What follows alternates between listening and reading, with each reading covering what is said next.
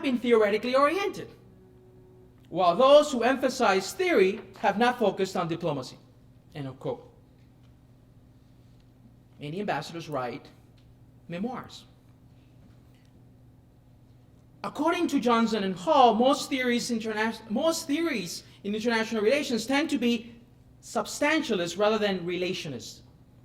Substantialism comes in two understandings that, quote, have in common the premise that it is substances or things that constitute the units of social inquiry. The self-action approach, which is fundamental to liberal political theory and reflected in methodological individualism, reifies the complex and diverse web of human relations within societies and nations into an autonomous whole. The state becomes an acting subject, quote, whose interests and or identities is pre-given. And thereby, the state generates its actions in confrontation with a particular environment. The other understanding of substantialism, namely the interaction approach, action takes place among entities rather than being generated by them. Still, although actors are only but, quote, fixed entities within variable attributes, they are just that. The variables that do the acting, but the entity in possession of the variable remains essentially unchanged. In contrast to these approaches, Johnson and Hall write, quote, relationism takes a radically different point of departure. Relational subjects are not related to each other in the weak sense of being only empirically contiguous. They are ontologically related such that an identity can only be deciphered by virtue of its place in relationship to other identities in its web. This is the underlying premise of much recent work in historical sociology. Thus, Anthony Giddens argues that international relations are not connections set up between pre-established states which could maintain their sovereign power without them. They are the basis upon which the nation-state exists at all.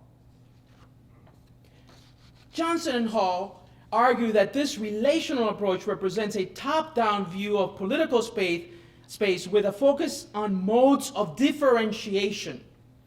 In this relational approach to international relations, quote, diplomacy is about processes and relationships that contribute to the differentiation of political space. As such, Johnson and Hall argue diplomacy needs an active verb, even though no active verb such as diplomatizing exists in the English lexicon. Beyond the dearth of critical research on diplomacy, imagine the crisis that the American ambassador theologian had over the last 4 years. Religion has been characterized as the missing dimension of statecraft. The reservation to engage religion in foreign affairs can be attributed, among other things, to post-Enlightenment biases, increased Western secularization, material determinism, religious fundamentalism, and insufficient education of our foreign servicemen and women in this field. This Western myopia on the diplomatic consideration of religion has been labeled as nothing less than astounding, even though religion continues to play a major role in guiding international relations. Few would deny the political implications of religion.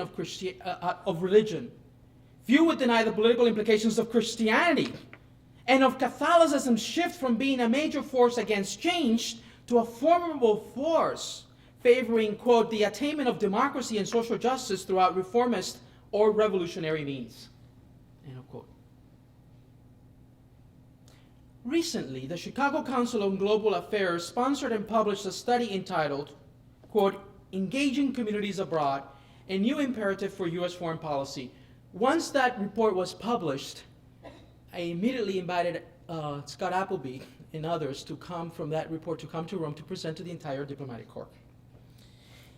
This study concludes that today, quote, what is needed is an informed and coherent framework that allows actors within and outside government to better understand and respond to religiously inspired actors and events in a way that supports those doing good while isolating those that invoke the sacred to sow violence and confusion, end of quote.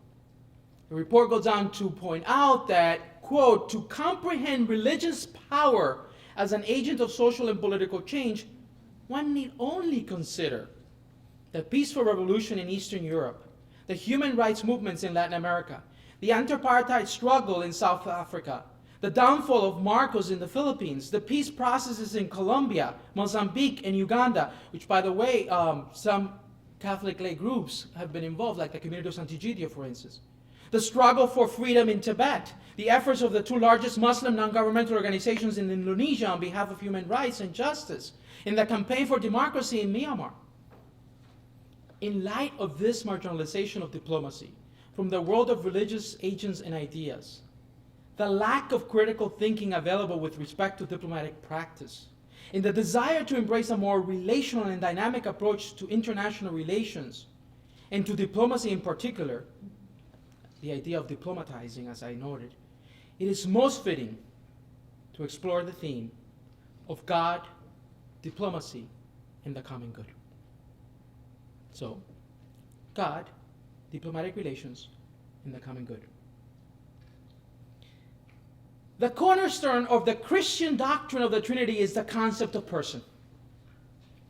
As a result of various theological controversies surrounding the divinity of Christ and the Spirit, Christian theologians in both East and West, especially the Cappadocian Fathers, articulated a sophisticated metaphysics of personhood early on in Christian tradition.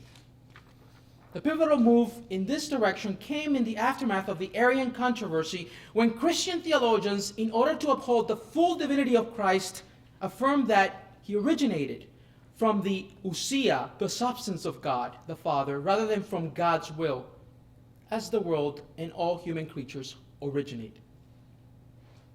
The affirmation that Jesus Christ is homoousios, one in being, of the same substance with the Father, that is, sharing the same divine nature of God, allowed Christians to understand the divine substance, or ousia, as relational, particular, and personal. This move not only enabled Christian theology to understand divine personhood in dynamic terms, but more importantly, to see personhood rather than substance as the cause of all things, of all beings, human and divine. If theology is the discipline through which we understand the politics of God's economy, oikonomia, administration of God's household, and diplomacy is the discipline through which we understand the politics of the capitals of the world, then the doctrine of the Trinity can offer a radical way to bridge these political activities through its central notion of personhood. Thus, Catherine Mallory Lacuna writes, and I quote her, "The doctrine of the Trinity revolutionizes how we think about God and about ourselves, and also how we think about the form of life, the politics of God's economy. Just as orthodoxy means the conformity of theology and faith to the reality of God's glory, orthopraxis means doing what is true. The truth about both God and ourselves is that we were meant to exist as persons in communion in a common household, living as persons from and for others, not persons in isolation or withdrawal or self-centeredness." End of quote. This ontology of personhood carries enormous implications for reconciling human differences and advancing the common good. The Trinitarian affirmation that persons exist from and for others, or they don't exist at all, means that relationship is not something added to an autonomous subject or something that a pre-given and fixed entity expresses as it communicates and interacts with others.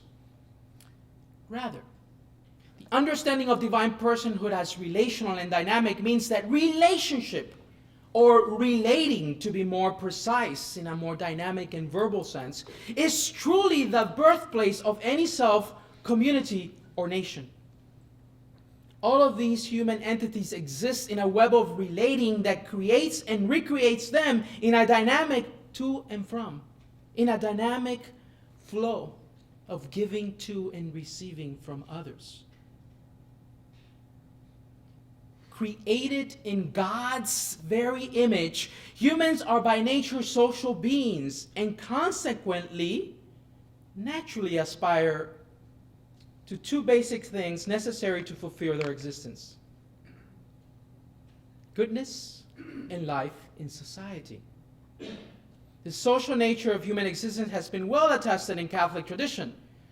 Among other examples, consider Aquinas' teaching that human beings have, quote, a natural inclination to know the truth about God and to live in society, end of quote. In his writings, Jacques Maritain, the French ambassador to the Holy See from 1945 to 1948, widely known for his philosophical reflections on human persons and the common good, closely follow Aquinas' understanding of human persons as social, political, and communicative beings. Maritain rightly conceives the Christian concept of person as analogous to the fullest expression of personhood found only in God. Maritain situates the relationship among persons in society somewhere inferior to the perfection and the common good that exists among the society of divine persons, but far superior to the society that exists among material individuals which are not persons.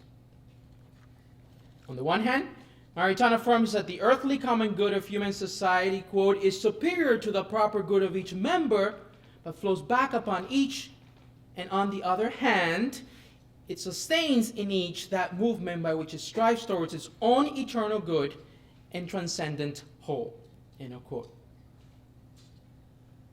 At the heart of Maritain's personalism and the notion of the common good lies Thomas Aquinas' revolutionary reinterpretation of Aristotle's category of relation, pros ti. In question 27 of the prima part of the Summa's famous treatment on God, de Deo uno, de Deo trino, prima part, questions 2 through 43, Aquinas embarks on a highly creative conversation with Scripture, Christian tradition, and Aristotelian philosophy.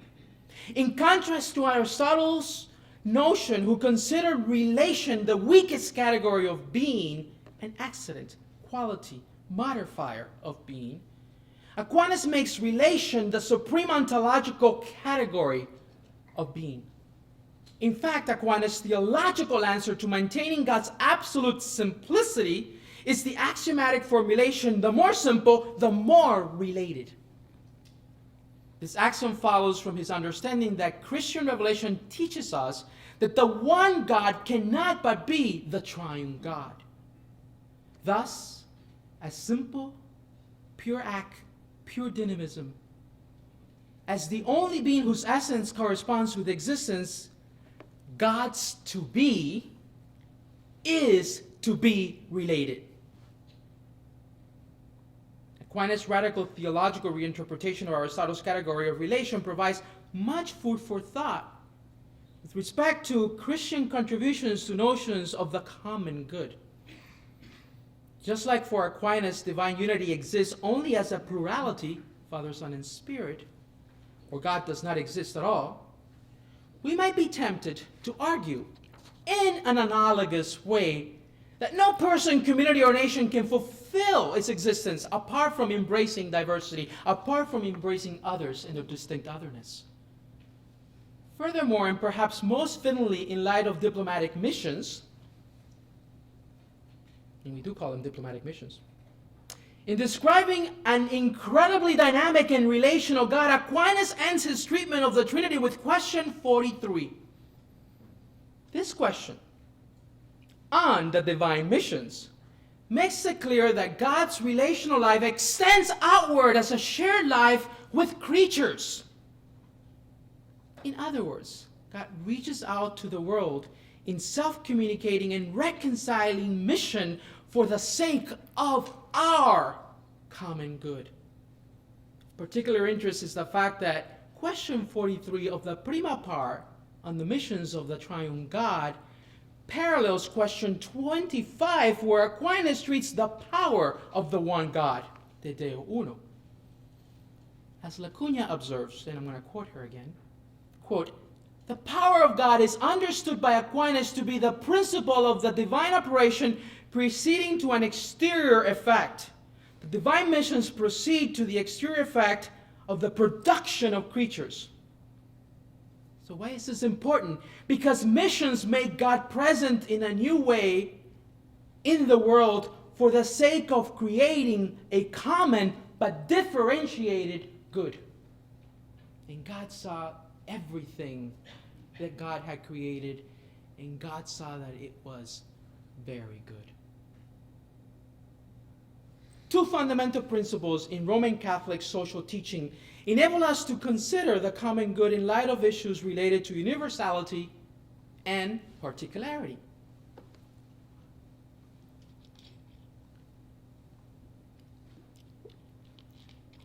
The principle of solidarity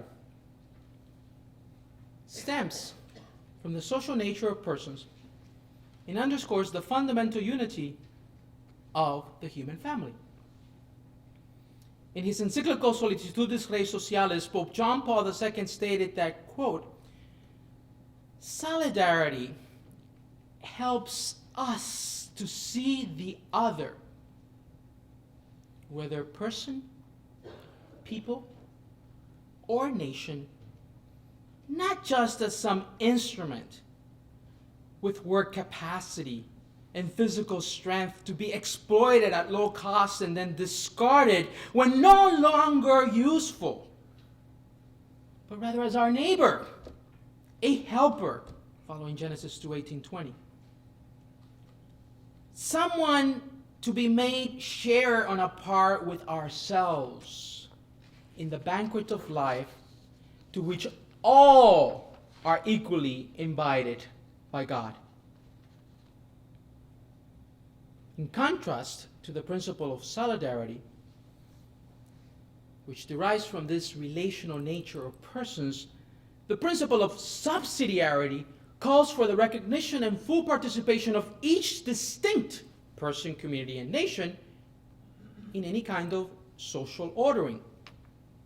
Quote, for every social activity out of its very nature to furnish help to the members of the body, social, and never to destroy and absorb them, melt them in.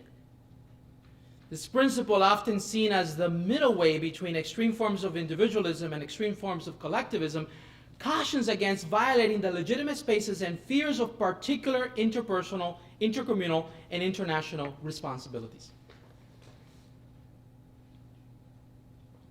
An analogical way of thinking about this can be drawn between these Catholic principles used to order society and the order that constitutes God's social life.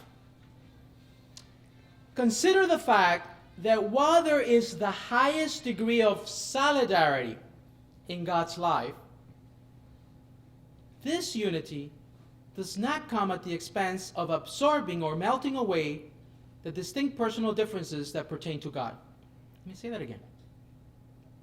Consider the fact, for Christians, while there is the highest degree of solidarity in God's life, this unity does not come at the expense of absorbing or melting away the distinct personal differences that pertain to God.